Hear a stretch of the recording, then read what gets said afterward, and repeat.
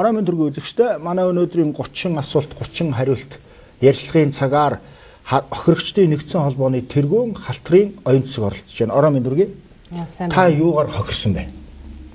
Хувь хүний хувьд. Хувь хүний хувьд бол өөрийнхөө өөр хүүхдийн ирээдүй өөрийнхөө шударгаар болсон өмч хөрөнгө мөнгө хөрөнгөө алдсан л хүн л дээ. Тухайлбал би нарийн асууж болох уу? Болно л та.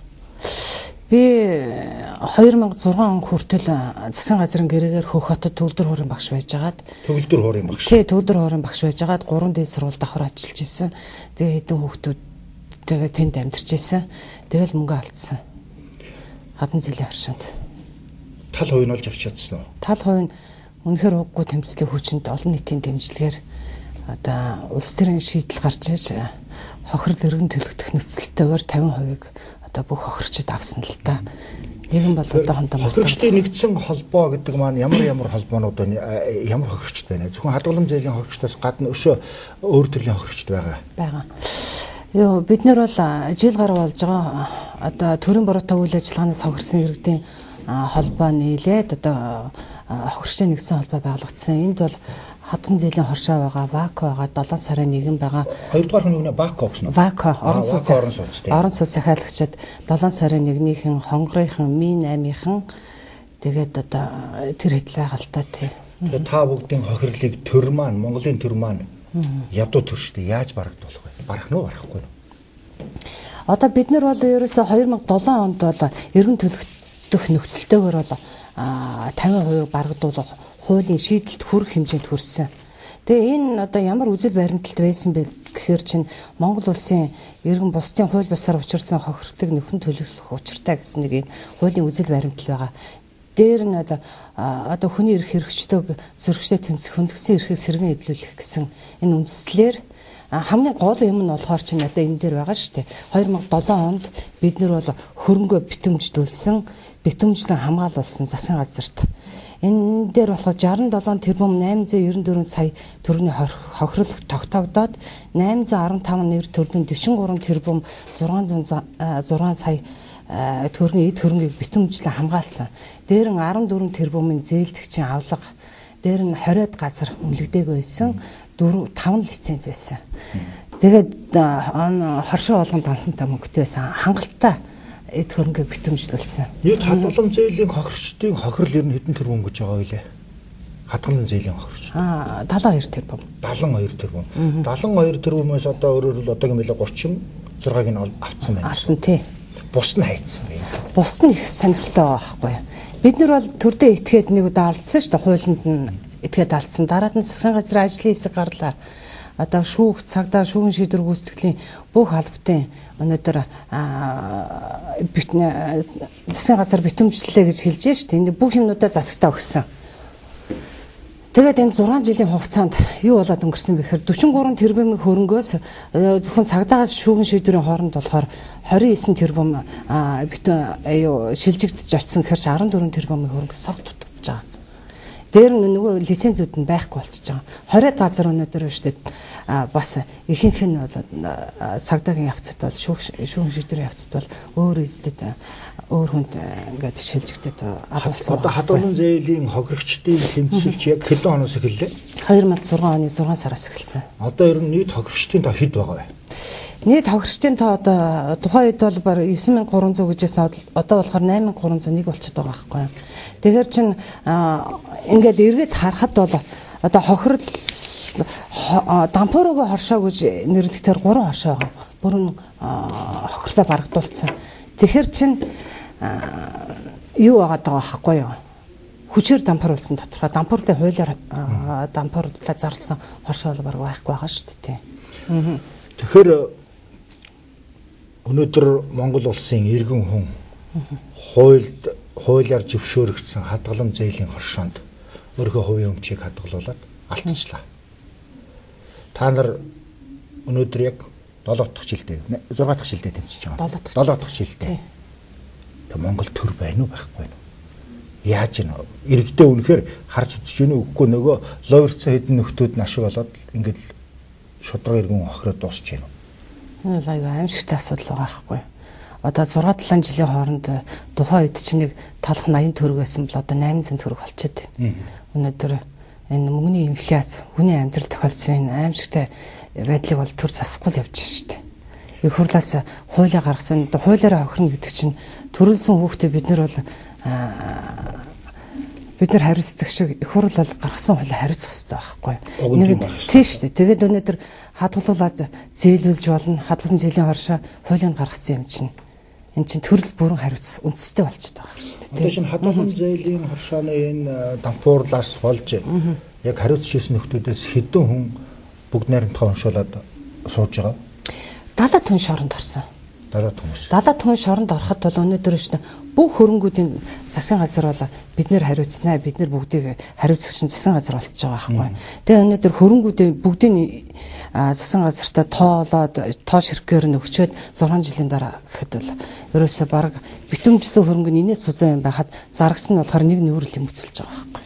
Энэ хооронд сайн байгаа юм. Жишээ нь одоо бодит амьдрал дээр юу гэдэг хүний хармаас нэг 10,000 цас суулгаа хийцгүүл баг шоронд явчих шүү дээ, тийм ээ. Давтан үйлдэлтэй үл. Тийм шүү дээ, тий. Гэтэл одоо энэ чинь нийт хохирчдын тоо бүгд нийлээд явах юм бол ар гэртийн бол одоо хэдэн 10,000 болох байлгүй тийм. Энэ олон мянган хүн асар их мөнгөөр буюу 72 тэрбум төгрөгөөр хохирчоод байхад өнөөдөр хүртэл 7 жилийн турш дөрвтэй ажил хийгдэхгүй нэхэр толгойд багтахгүй. Тэгэхээр Монголд одоо үнэхээр энэ хууль гэж юм байна уу байхгүй, төр гэж юм байна уу байхгүй, эсвэл тэр нь мөнгөтэй хүнд үйлчлээд байгаа юм.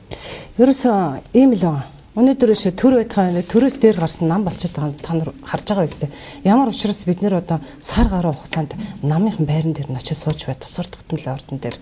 Одоо сар гаруй сууж байгаа шүү дээ. Монгол ардын намын байр. Зөвшөөрч байна уу? Одоо бид нар бол нэлээд хүчтэйгээр албан бичгээ өгөөл ороо суудсан. Сар гаруй болж байна. Хэдэн давхартан сууж байгаа? Нэг давхарт нь. Нэг давхарт. Хөөж гарахгүй. Одоо яах вэ? Бас л эхлээд маргаантал байсан. Сүүлдээ бол ажлын хэсэг байгуулагдсан. Монгол ардын намтай нийлж ажлын хэсэг байгуулагдсан. Тэгээд цагдаа шүүхэн шийдвэр үүсгэл дээр бүх юмнуудыг тодруулж байгаа.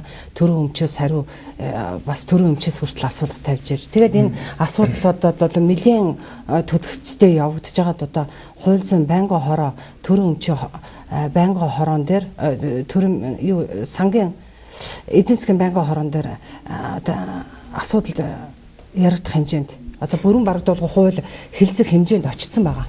Яагаад Монгол ардын намын байранд сууж байгаа? Та нар Монгол ардын намд алдаагүй шүү дээ. Монголын төрийн гаргасан шийдвэрийн буруу шийдвэрээс ийм юм билээ. Ийм юм билээ. 2006 онд тухайн үед л энэ засгийн эрхийг олонхороо барьж ирсэн Монгол ардын нам. Одоо ч гэсэн энэ нам барьж байна. Өнөөдөр шийдвэр гаргах төвшнийг чинь энэ намын л байр суурь шүү дээ. Тэгээд энд анх хошоо дампуурах нөхцөл бүрдүүлэх хүртэл хэмжээний зээл авч ясан нөхдүүд бол одоо Монгол ардын намын нөхдүүд байгаа. Бид нар бол нэрүүдтэй устдаа мэднэ. Өнөөдөр засгийн эрхийг барьж байгаа энэ нөхдүүдийн энэ асуулыг энэ нам дээр нь тавхаас өөр нөхцөл. Урд нь ч гэсэн 50% авахын тулд бид нар чинь үсээ тариад өвчнөө юм болж явах болоогүй мөртлөө Монгол ардын хувьсгалт нам, хуучны Монгол ардын хувьсгалт намын энэ хуучны байран дээр нь очиод 3 сар хэртээ суулт хийгээд дээр нь тэгжээж нэг 50% хохирол барагдуулах нь хууль нь батлагдчихсан байхгүй юу. 8 оны сонгуулийн өмнө шүү дээ. Тэгэхээр чи 12 оны сонгуулийн өмнө бид нар чинь 3 засгийн газрын нүүр үзчихэд байна. Одоо 4 засгийн газрын нүүр үзэх үнэндээ бол тэнхэл хөрөхгүй байна. Дандаа хөгшчүүл хүүхдүүд байгаа юм чинь. Та 10 сая төгрөг алдсан гэж бодъё. 5 саяын буцаагаад авцсан байна гэж бодъё. Өөр 50%. Тэр үеийн 5 сая чи одоогийн 5 сая лав биш шүү дээ. Яг нь инфляцийг нь бодож оруулахгүй болов. Инфляцийг нь одоо хонд бол бодохгүй болов гэж бодож байна. Дараад нь ер нь хүү алдан гэм хорон хохирол бол бодогдох болов. Хүү алдан гэм хор та бол хуульчин шиг ярьж штэ тий. Уг таны үргэлжлэл төгөл дургарын багш. Төгөл дургуурчлаа тий. Ингээд хөх хотод хэр утсан да? Би 6 жил багшилсан баг. 6 жил 3 дээд сургууль давхар багштай. Дээр нь өөр Монгол хүүхдүүд. Тэгээ дээр нь 2 CD-г гаргаад тэр өдөржин шүнжин хөлмөрлж нэг 2 өрөө байрны хэмжээний мөнгө олсон байхгүй. Тэгээ тэрийг манай 2 дүү чинь одоо бас боломжийн одоо бүх юмыг судлаа их хурлаас гарсан хууль мөлтэй байна. Энэ тэрэг гэж хагаад манай 2 дүү ч хийсэн би ч хийсэн. Тэгэл одоо өнөө болтлоо одоо нямд орж сайд чинь нэг айлын карма өрөөнд амьдардаг гэдэг бол би бас ялгаа байхгүй тиймэрхүү байдалтай. Сайтай хоёр дүүл ялгаагүй л ядуу. Тийм шүү дээ. Тий хоёулаа ядуул байхгүй. Ингээд өвөр монголчууд ер нь төгөлдөр хуур сурах талаас манай монголчуудаас ямар вэ? Ар монголчуудаас авиас нь ямар байдаг юм бэ? Ялгаагүй шүү дээ. Нэг үндэс тэмцээн. Ялгаагүй авиас. Хятад ямар вэ? Хятадтай би бол дандаа өвөр монгол хүүхдтэй байна. Тэр дээд сургуульд орно монгол хүүхдүүд л байна уу те? Тий өвөр монгол. Хятад өгөөд ерөөсөө байдгүй юу? Хятад байгаа л да. Гэхдээ өвөр монголын урлагийн дээд сургууль гэхээр чинь би ерөнхийдөө өвөр монголчуудтай яг ажиллаж байсан баг. Ингээд ер нь өвөр монголын амьдралын төвшин бол биднийхээс ямар байдгийг та дотор нь 6 жил амьдэрсэн өнөө үед бодоод ерөөсөө юм байгаа байхгүй. Анх очиход бол битүү утаа өнөөр угаартмаар тэр их тийм хот байсан. Хөх хот. Ястаа нэг хөхрөн үнэрсэн утаа хот байсан. 6 жилийн дараах хэд чинь бүр эрс амьдрал нь шийдэрсэн. Нүдэн дээр сайжирдаг юм билий. Тэгэхээр чи одоо Монголд чанд байдал ямар байна? Улам л дордоод байна шүү дээ тийм. Нүдэн дээр муудж яа гэж шууд лэхэд араа хайшаа чинь гэтэл ер нь муудаж яа л да тийм. Ер нь хүнд байгаа шүү дээ. Юу та нартай хамт нөгөө юуны галж шатсан алтангийн хохирогчд бас байгаа хамт турсан байгаа. Сапогийнхантай бид нар бас ерөнхийдөө бол холбоотой байсан л та. Тэгээ одоо бол бас хохирлог бол барагдуулсан гэж яригддаг юм тэр хоорондоо бол бас сапогийн хохирогчд тий. Гэхдээ жишээ нь та нар л одоо тэр 70 гаруй хүн одоогийн байдлаар юунд шорон сууж яах гэж байна. Хадгалан зөлийн хоршоодын эзэдүүд одоо юу гэдгийг нэгтлэн янз бүр. Та нарын хувьд тэднийг хийх сонирхол байгаа мó байхгүй юм. Суулгах. Ерөөсөө тэр нөхдүүд эрх чөлөөтэй болоод тодорхой хэмжээний хөдөлмөр хийгээд олвол та нарт буцах мөнгөний арай л хурдан олдох байхгүй. Тэдний суулгачаар чинь дараа нь шүүгийн шийдвэр гүйцэтгэлийн одоо Батуул дарга хэлж байгаа байхгүй. Бид нэр ялан батлагыг хатуу баримталж байгаа гэж ярьж байгаа. Тэгэхээр чи өнөөдөр глобийн мэнд баярч тэр одоо самбал хөндөвч тэр бүх хөрөнгөө өнөө тэр засгийн газарт өнөөдөр хамгаалуулсан гэсэн нэрийн дор ингээ битүүмжилт ингэж өгчөөд тэдний гараар угаагдчихэж өнөөдөр биш тэр шоронд байгаа хүн 1000 хатуу бодлого бариад яах юм. Тийм биз дээ. Тэр өөр өгсөн хөрөнгнөөс бол хичнээн алдагдчихад байгаа. Одоо ерөөшөө хараад цагдаагаас шүүгэн шийдвэрийн хооронд 14 тэрбум сог дутагдж байгаа байхгүй. Цагдаагаас шүүгэн шийдвэрийн хооронд 14 тэрбум хөрөнгө. Тэгэхээр Монгол төр байна уу? Тийм ч амар байгаас төрийн нэрээрсэнд улаан лойр болж байгаа байхгүй. Тэгээд одоо би бол зөвхөн ийм юунаас нь хэлье гэж бодож байна. Баримтаар нь. Одоо энэ дуудлага худалдаа хийхгүйгээр 10 илүү га газрыг өнөөдөр хотын зарагч мөнх хоёр юм захирамж гаргаад л энэ МЦС-ийн хин түлшний энэ юунд эзэмшүүлэхээр өчөж байгаа байхгүй. 10 га газар зөвхөн энэ маш том дотор нь бас тоног төхөөрөмжийн хамт гэдэг байгаа шүү дээ. Энэ бол зөвхөн одоогийн зах зээлийн үнээр ихэд 10 сая доллар өлхөн өрнө. 10 сая доллар. Хүрнэ шүү дээ. Тий. Тэгэхээр чинь энэ хэмжээний хөрөнгө чинь нэг 600 саяар ингээл зарагдаад төрийн нэр барьсан төрийн өмчрөө шилжүүлж байгаа нарын доор ингээл юу ячиж байгаа байхгүй юу? Энэ 7 жилийн хугацаанд ертөнцийн мөнх усыг үзүүлсэн хохирогч зөндөө байгаа. Тэдний асуудлыг яаж шийдэх вэ? Арга хэрхэнд нь одоо хэрэг олгодох юм бол олох уу тийм ээ? Одоо яг нэг өв залгамжлагч гэсэн тийм л юугаар л өхөө алуу гэж бодож байна.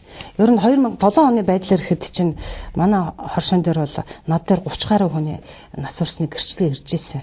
Тэр удаа нэг гэрүүлийн 2 ч байсан шүү дээ. Эхнэр нөхөр 2. Нөхөр нь бол шагсаад хийж байгаа л цусаараад нас урчиж байгаа. Хүү нь болохоор тахир татуу байсан байхгүй. Эхнэр нь болохоор чинь жилийн дараа 2007 онд хосолт хамтаар бид нэр суулт хийжсэн шүү дээ. Тэгэхэд чинь маргааш нэхэд бас нас орцсон л байгаа байхгүй. Манай эг ширэн хэлчихсэн байдаг шүү дээ. Эвтэй байхтай хүчтэй. Тэрнтэй адилхан энэ хохирогчд бүгдээрээ хамтраа тэмцүүл юм төрн. Тус тусдаа тэмцүүл хэцүү. Гэхдээ энэ чинь тэргүүнүүдийн хөдөлтөж явах янз бүрийн бодлого явагддаг үстэй бас тийм.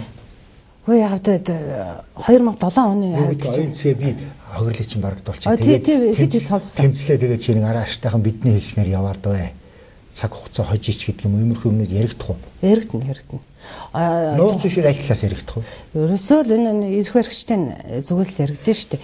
Ингэжсэн байхгүй. 2007 онд яг хосгол намдар нэг хэдэн сар суулт хийсэн 300 хүнтэй суулт хийжсэн шүү дээ. Тэгээ тэр үед чинь тэр үе хосгол нам одоо Монгол Ардын намдар. Одоо хуушийн 4 давхар барилга байх үед тэр үед чинь бид нар чинь зайсангийн амыг хаагаад тэн дээр нь суулт хийгээд ингэж яхад намайг дуудсан байхгүй. Дуудаад за оюун цэсгээ чи улаан туг болоод намраад байх хэрэггүй. Чиний одоо ах トゥ нийлсэн 68 сая төгрөг чи өвөө гэж хэлсэн байхгүй. Тэгэхээр би хэлсэн. Өвөл би аавна. Энэ чинь ахвалын мөнгө биш, авилгын мөнгө биш. Энэ миний мөнгө би аавна. Ганцхан би энэ дээр сууж байгаа улсууд бол оюун цэсгийн юугаар үзэл бодлоор сууж байгаа ш. Хүн болгон өөрөө ирэх ашигар сууж байгаа. 500 төгрөг алдна уу, 1 сая төгрөг алдна уу, те 10 сая төгрөг алдна. Өөрийнхөө мөнгөнийхөө төлөө сууж байгаа хөгшчүүл байгаа. Би